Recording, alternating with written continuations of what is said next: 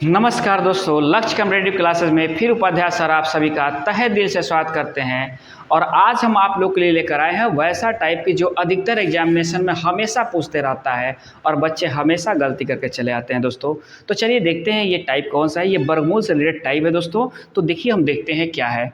देखिए सबसे पहले हमने क्वेश्चन लिखा है √4। आप भी बोलेंगे √4 कौन नहीं बना देगा। देखिए क्यों लिखे हैं कि देखिए यहाँ √4 लिखे हैं और यहाँ लिखे हैं 0.√4 नहीं, और यहाँ लिख रहे हैं 0.4 रेकरिंग √4 लिख रहे हैं। तो ये तीनों एक तरह का ही दिख रहा है ना, लेकिन तीनों अलग अलग फंक्शन है। तो देखिए इसका तो 2 होगा, आप जानते ही हो। और बच्चे क्या करते हैं कि इसी के अनुसार इसका भी मार के चले आते हैं और इसका भी मार के चले आते हैं, जो गलत हो जाता है। तो चलिए देखते हैं ये चीज़ क्या है।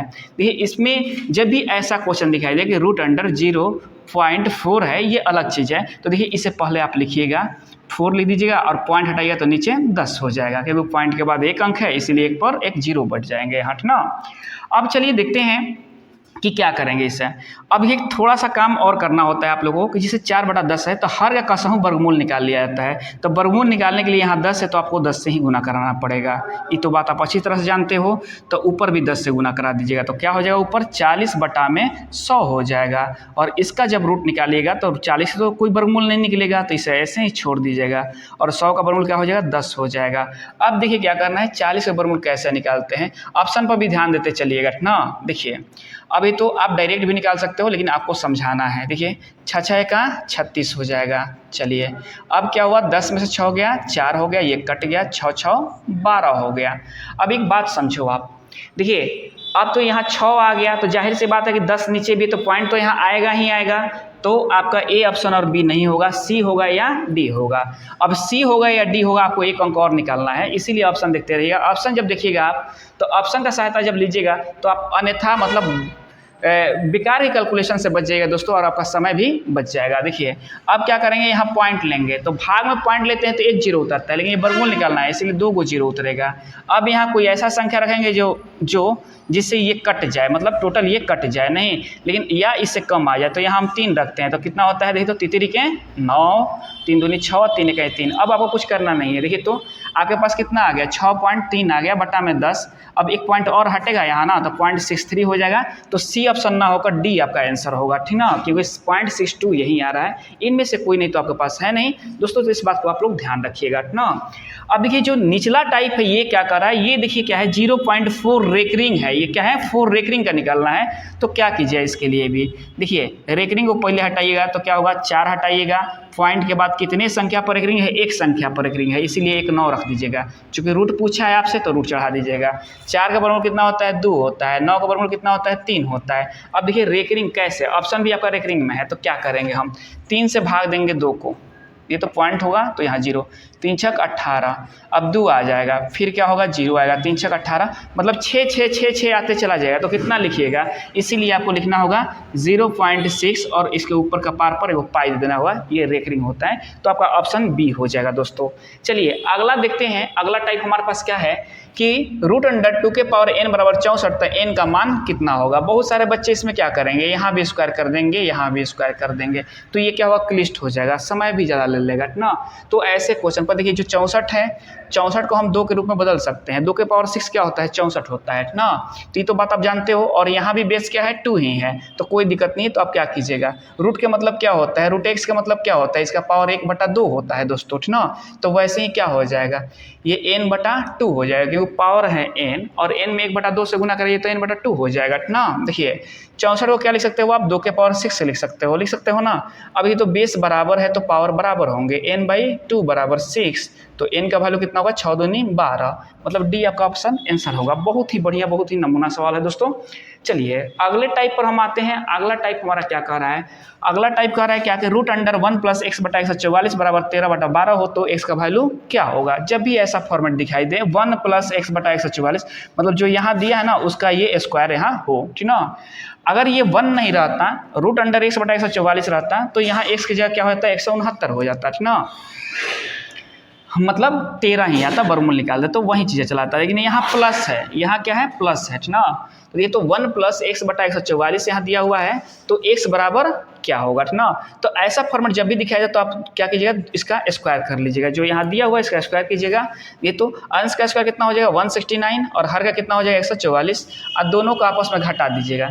जैसे ही दोनों को आपस में घटाइए तो कितना होगा, 9 में से 4 गया 5 हो गया, 6 में से 4 गया 2 25, 25 आपका आंसर बना दोस्तों। क्या बना, यहाँ रूट 25 लिखा गया, 25 हुआ, केवल 25 आपका आंसर बन गया ना। देखिए अब हम देखते हैं, थोड़ा सा देखते हैं कैसे बन गया। देखिए यहाँ पे स्क्वायर किए तो यहाँ भी स्क्वायर कीजिएगा। जब दोनों तरफ स्क्वायर हो जाएगा तो यहाँ से रूट हट जाएगा, रूट और स्क्वायर कट गया ना, तो ये 1 + x बटा 144 बचा बराबर 13 का स्क्वायर है 169 और ये कितना हो गया 144 हो गया।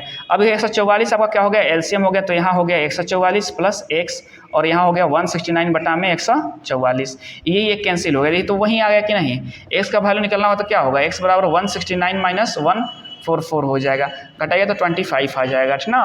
तो ऐसा फॉर्मेट जब भी दिखाइएगा तो कुछ करना नहीं है आपको, इसका स्क्वायर निकाल कर एक दूसरे में से घटा दीजिएगा, आपका आंसर चला आएगा दोस्तों। चलिए अब देखते हैं, जैसे ही इस टाइप का क्वेश्चन दिखाई देता है बच्चों को तो बच्चों को लगता है कि बाप रे बाप इतना बड़ा क्वेश्चन खाली पॉइंट हो, नहीं। तो ध्यान रखिएगा कि रूट हो या ना हो अलग बात है ना, पॉइंट हो और गुना हो, बीच में सबका गुना हो, ऊपर नीचे सब गुना हो ना। तो आपको ध्यान रखना होगा कि सबसे पहले गिन लेते हैं कि पॉइंट के बाद कितने अंक हैं। देखिए यहाँ पॉइंट के बाद 3 अंक हैं, यहाँ पॉइंट के बाद 3 अंक हैं, यहाँ पॉइंट के बाद 3 अंक हैं, यहाँ पॉइंट के बाद 2 अंक है, तो 3 3 6 3 9 और 2 11 गो हो गए ना। यहाँ पॉइंट के बाद 3 अंक है, यहाँ पॉइंट के बाद 4 अंक है, यहाँ पॉइंट के बाद 4 अंक है, तो 4 4 8 3 11 हो गया, ऊपर भी 11 नीचे भी 11, तो 11 पॉइंट कैंसिल हो गया, पॉइंट यहाँ रही है नहीं गया। अभी तो अब क्या लिखना है, जब पॉइंट नहीं रह गया तो 9 बच गया, 36 बच गया, ये 16 हो गया और ये कितना हो गया 8 हो गया, समझ रहे ना बात। अब ये बटा में कितना हो गया, देखिए तो 2 हो गया, 8 हो गया और 2 हो गया, चूँकि रूट भी है यहाँ ना। ये तो 8 दूनी 16 होता है, काट लीजिएगा, अब 2 चौका 8 होता है। अब एक बात समझो, 9 का वर्गमूल 3 होता है, 36 का वर्गमूल 6 होता है और क्या है 2 चौके 8 काटे हो ना, 4 का वर्गमूल 2 होता है, 36 6 दूनी 12 3 36 आपका आंसर हो जाए। तो घबराना नहीं है, देखकर क्वेश्चन घबराना नहीं है, तो सी ऑप्शन आपका आंसर हो जाएगा दोस्तों। चलिए देखते हैं, नहीं इस क्वेश्चन में क्या है कि √2 बटा 2 + √2 है यहाँ। तो जब भी ऐसा क्वेश्चन देखिए, ये भी बहुत नमूना सवाल है, ऐसा फॉर्मेट दिखाई दे तो ऊपर √2 है और नीचे क्या है 2 + √2 है, तो मतलब सब एक ही है, मतलब 2 है सब। देखिए तो क्या कीजिएगा, √2 बहुत सारे बच्चे यहाँ परिमीकरण कर देंगे, तो परिमीकरण करेंगे तब पर भी बनेगा, लेकिन समय ज़्यादा ले लेगा। तो आप थोड़ा सा दिमाग लगाओ, यहाँ से √2 कॉमन निकालो तो ये √2 + 1 हो जाएगा, यहाँ से ये कैंसिल हो गया ना। अब ये क्या बच गया आपके पास 1 बटा √2 + 1। अब आप परिमीकरण करना है, तो देखिए क्या कीजिए, परिमीकरण में क्या किया जाता है कि जो नीचे हर होता है ना, इसका वर्ग का अंतर देख लिया जाता है, संख्या जो दी है ना इसका वर्ग का अंतर, चाहे प्लस हो या माइनस हो, अंतर ही देखना है आपको। तो √2 का स्क्वायर कितना होता है 2 होता है, 1 का स्क्वायर कितना होता है 1 होता है, इसका अंतर 1 आ गया। जब अंतर 1 आ जाए तो क्या कीजिएगा आप √2 और इधर यहाँ प्लस था ना तो इसको माइनस लिख दीजिएगा, ये आंसर होगा आपको। अगर यहाँ इसका अंतर आपको 2 आता तो इसके नीचे 2 डाल देते, अगर 3 आता तो इसके नीचे 3 डाल देते, इस बात को आप लोग ध्यान रखिएगा। तो आपका आंसर बनेगा √2 - 1 ए नंबर। अब देखिए एक क्वेश्चन ये आपसे क्या कह रहा है कि 1/√9 - 1/√2 √8 है, ठीक ना, 1/√9 - 1/√8 है, तो इसका वैल्यू क्या होगा। देखिए क्या हम बताए हैं कि ये हर है, हर में रूट है, तो हर में रूट नहीं रखा जाता, इसका परिमीकरण कीजिएगा। तो परिमीकरण के लिए उतना काम कीजिए तो बहुत ज़्यादा समय लगेगा आपके पास, तो आप इस वर्ग का अंतर देख लीजिएगा, ठीक ना। तो √9 का स्क्वायर क्या होता है, इसका अंतर देख लीजिए, √9 का स्क्वायर कितना होता है, √9 हो जाए मतलब 9 हो जाएगा, √8 का स्क्वायर कितना हो जाएगा 8 हो जाएगा, और इसका अंतर 1 आ गया। जब अंतर 1 आ जाता है तो क्या करते हैं हम, √9 और यहाँ माइनस है ना तो प्लस रख देंगे, अगर प्लस होगा तो माइनस रख देंगे, तो √8 हो जाएगा। √9 का वर्गमूल कितना होता है, देखिए आंसर तो नहीं आया आपके पास ना इतना। अब बहुत सारे बच्चे यहाँ भी घबरा जाएंगे, बात है ना। तो आप जानते हो ना कि √9 का स्क्वायर क्या होता है, √9 का वर्गमूल कितना होता है 3 होता है, और √8 का वर्गमूल 2√2 हो जाएगा। तो देखिए आपका आंसर मिल रहा है कि नहीं, 3 + 2√2, मतलब ए ऑप्शन आपका आंसर हो जाएगा दोस्तों। अब देखिए एक और सवाल है आपके पास, नमूना से सवाल है कि √5 बराबर 2.236 हो तो 1/√5 का मान क्या होगा। बच्चे गलतियां कहाँ करते हैं इसमें, देखिए क्या करते हैं, यही √5 का मान रख देंगे तो फिर में फंस जाएंगे। तो आप देखिए पहले इसको लिख लो 1/√5। अब इसे हर में रूट नहीं रखा जाता, रूट हटाने के लिए क्या करना पड़ेगा यहाँ √5 से गुना, और ऊपर भी जब नीचे करोगे तो ऊपर भी करना पड़ेगा ना। देखिए अब ऊपर कितना हो गया, √5 हो गया, नीचे कितना हो गया, 5 हो गया। अब एक काम करो तो √5 का वैल्यू क्या है, अब पुटअप करो आप, 2.236 है और बटा में 5 है। देखिए 5 का 20 हो जाएगा, पॉइंट को भी भूल जाइए, 5 का 20 हो जाएगा, 2 उतरा तब मतलब 3 उतरा, तो 5 का 20 हो जाएगा, फिर 3 तो 36 हो गया, तो 5 7 35 हो जाएगा। अब अपना ऑप्शन को ध्यान देते रहिए, नहीं तो कटाते रह जाइएगा आप, बात है ना, मतलब आपका समय ज़्यादा लग जाएगा। तब ऑप्शन देखिएगा, ऑप्शन भाई इतना ही पूछा था, तो देखिए आपका ऑप्शन मिला है ना 4 4 7, यहाँ पॉइंट लगा दीजिएगा, क्यों पॉइंट है इसके साथ, तो 4 4 7 आपका आंसर, सी ऑप्शन आपका आंसर। तो ये मेरा वीडियो आप लोग कैसा लगा दोस्तों, अगर बढ़िया लगा है तो मेरे चैनल को सब्सक्राइब कीजिए, अगर मेरे पेज से देख रहे हैं तो मेरे पेज को फॉलो कीजिए दोस्तों। धन्यवाद।